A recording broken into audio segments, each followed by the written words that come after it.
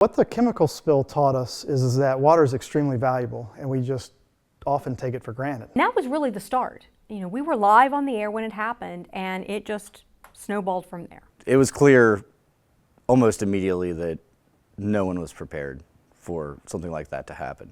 You know, if you go out west, they have droughts on a regular enough basis that they understand the value of their water. It was pointed out to me by a visiting scientist, and he has spent a lot of time out west and here back east. And he's like, the one thing that you notice when you go out west is that every hotel, every place you go to has fountains, has water fountains. And when you come east, nobody does. And the reason out west is that they want to show you that they have water. I think people need to advocate for their community and for safety in their community, no matter what it is. But when it comes to something as essential as water, know what's going into the water. Know how your water is processed. Understand what potential hazards there are along the waterways which feed your particular system. People didn't know. And they couldn't or didn't feel like they could trust those in positions of authority to tell them accurately what those things were. You know, we learned through this process that there really hadn't been an oversight process for above ground storage facilities in West Virginia. And the tank bill, which turned into a law, is a step in the right direction to ensuring that there is proper oversight and continued maintenance of those facilities that hopefully, you know, will keep something like this from happening again. I don't think anyone had any clue what was going on.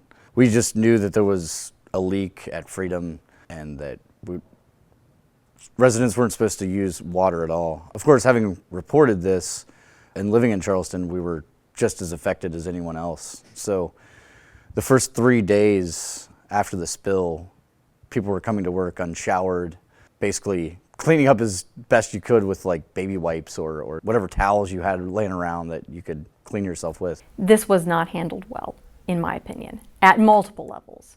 And I think a lot of that had to do with the fact we were in uncharted territory. Some of it, I think, of our own making, some of it not. This was a chemical that we knew about and had been a part of the coal industry and the cleaning process for a number of years, but had not been studied very extensively. So we didn't have a lot of information from the scientific community to start with to know, you know, what are the effects? What are the potential hazards? What should we be telling people? And not just as the media, but what should the Department of Public Health be telling people? What should the water company be telling people? And so there was a scrambling at the beginning to just gather information to share. And I think that really sort of set the ball rolling for additional confusion and problems down the line. Spill occurs on the Elk River. The Elk River is a water source for that area because it's so clean, right? And it is surrounded by a lot of dirty water. I mean, the cost of treating the Kanawha River for drinking water is exorbitant. I mean, it's so dirty you can't afford to. But the Elk River is a very clean river, one of the cleanest in the East, actually.